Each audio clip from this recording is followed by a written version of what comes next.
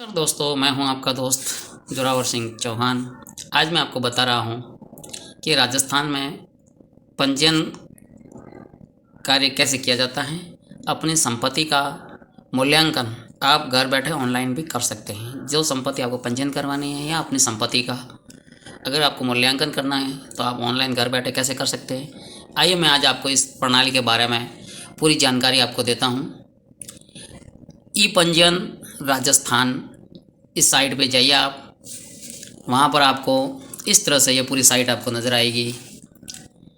जो ई पंजीयन एवं मुद्रांक विभाग राजस्थान अजमेर द्वारा ये प्रणाली है, जिसमें इसका अपनी संपत्ति का मूल्यांकन अपन घर बैठे कर सकते हैं।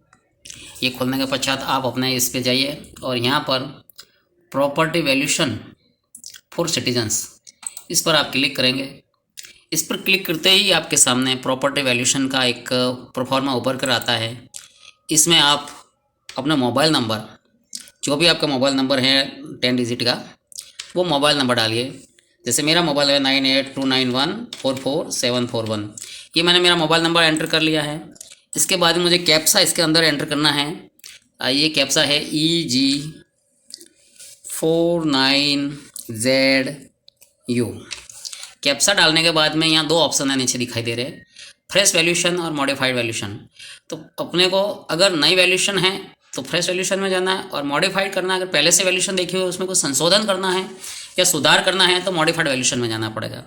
तो हम पहली बार ये अपना ले रहे हैं कि फ्रेश वैल्यूशन, जो अपनी नई वैल्यूशन है तो कैसे करें। तो फ्रेश वैल्यूशन के लिए हमने ये इस आइकॉन को ओके किया है।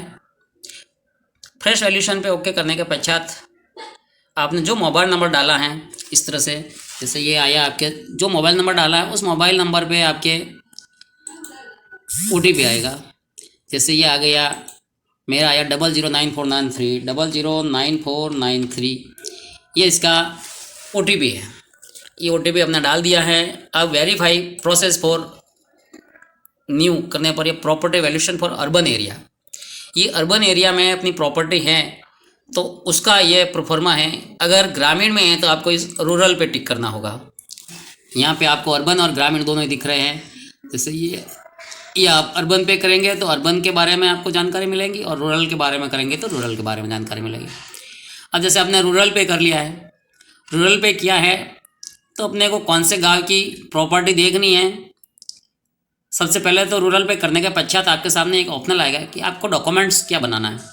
सेल डीड है या रजिस्टर या गिफ्ट डीड है या और कोई डॉक्यूमेंट जो आप बनवाना चाहते हैं, उसके हिसाब से आपको उसमें डॉक्यूमेंट लिखना। जैसे अपना सेल डीड है तो ये मैंने ये सेल डीड लिखा, तो ये सेल डीड अपने आप आपके नीचे ऑप्शनल में आ जाएगा। सेल डीड लिखते ही ये सेल डीड क्लियर हो गया।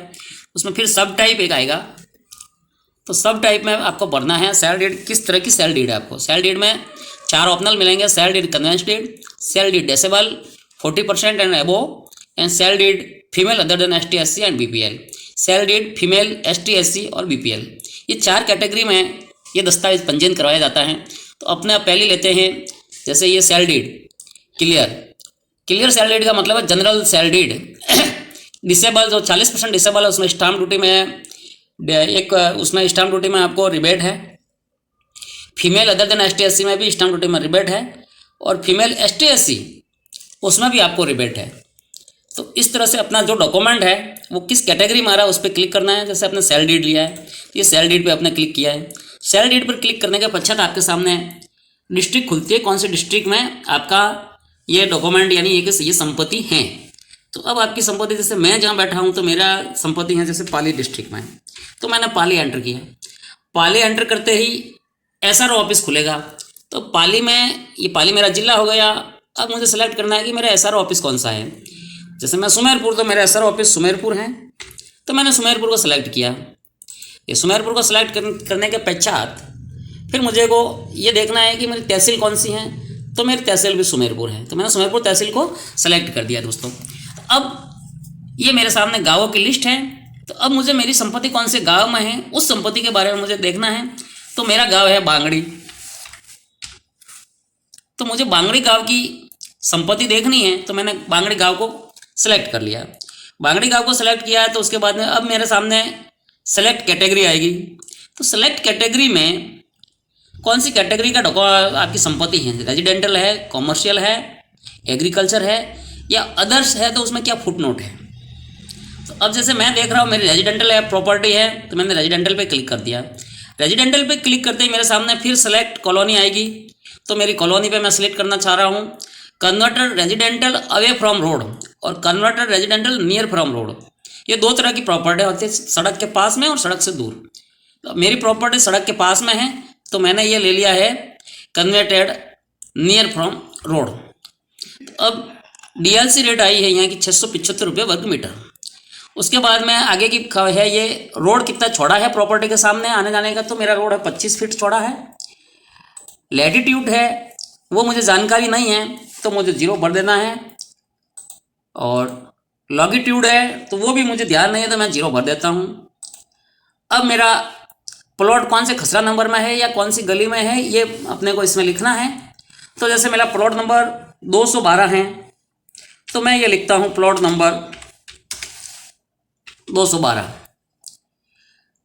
मैंने दो प्लॉट नंबर 212 डाला है। अब हम आगे चलते हैं। ये मेरा इसमें अब अपना ये 2 कॉलम और आ रहे हैं कि ये प्रॉपर्टी आपकी कॉर्नर प्लॉट है, ये कॉर्नर नहीं है। तो मेरा ये कॉर्नर प्लॉट है, तो मैंने इसको यस किया है। अब आ रहा है स्क्वायर फीट एरिया। जो प्रॉपर्टी का मैं वैल्यूशन निकालना चाह रहा हूँ उसका स्क्वायर फीट एरिया कितना है। अब स्क्वायर फीट अब ये आ रहा है यहाँ पर, लेकिन ये प्रोफॉर्मा है, वो अपने को स्क्वायर मीटर में लेना है।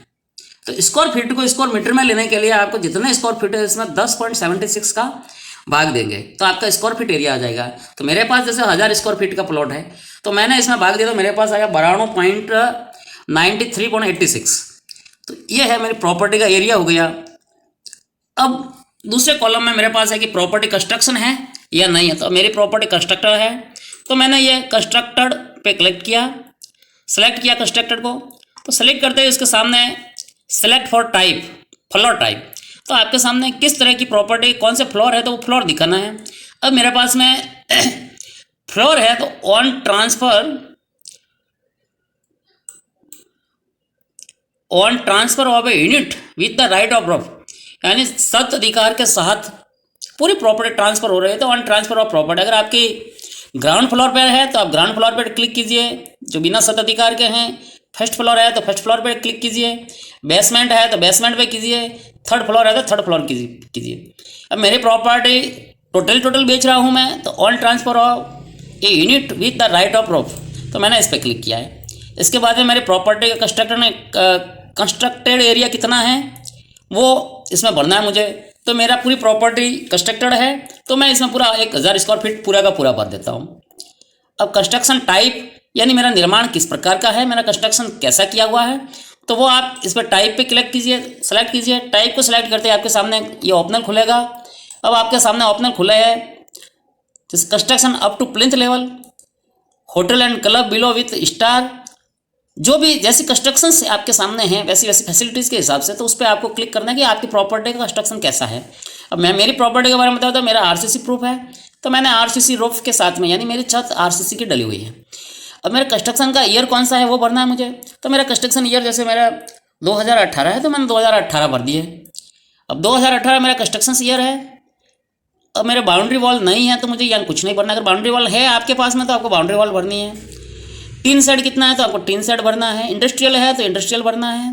पार्किंग क्या व्यवस्था है तो वो पार्किंग भरनी है। ट्यूबवेल है तो ट्यूबवेल भरना है। अगर कोई अदर मार्ग है जैसे अपने पास में कॉम्प्लेक्स वगैरह है तो उसमें वो अदर मार्क्स में आएगा, जैसे इसमें एक कॉमन फैसिलिटी करके आती है। तो कॉमन फैसिलिटी जो इसमें अपना लिख करके ये कॉमन फैसिलिटी को इसमें लेना पड़ता है। इस तरह से ये अपने प्रॉपर्टी की पूरी जानकारी हमें इसमें दोस्तों भर ली है। इसके बाद में हम आते हैं प्रॉपर्टी सेव पे। तो सेव प्रॉपर्टी करने के पश्चात हमने सामने प्रॉपर्टी की एरिया जो हमने भरा हुआ आ गया, डीएलसी रेट आ गई है, लैंड वैल्यू आ गई है और कॉस्ट कंस्ट्रक्शन वैल्यू भी आ गई है। इस तरह से अपने सामने संपूर्ण प्रॉपर्टी की वैल्यू आई है। लेकिन इसको जैसे अपन आने के बाद इसको नेक्स्ट पे क्लिक करते हैं स्टाम्प ड्यूटी लेने का लिए, तो अपने को फिर ये इस तरह से खुलता है ये पूरा प्रोफार्मा पेमेंट समरी के रूप में। पेमेंट समरी में ये एग्जीक्यूटिव डेट बननी है अपने को दोस्तों। तो जिस दिन अपने को ये डॉक्यूमेंट्स करवाना है, रजिस्टर्ड करवाना है, उस दिन की डेट बननी है। तो जैसे आज की तारीख है 25 तारीख, तो मैं 25 दिसंबर 2020 भर रहा हूँ। अब मेरे सामने है फेस वैल्यू। अब फेस वैल्यू का अर्थ है कि आपने प्रॉपर्टी कितने में खरीदी है। ये तो हो गई आपकी डीएलसी वैल्यू, 12,69,000 आपकी डीएलसी वैल्यू आ गई है। लेकिन फेस वैल्यू क्या है?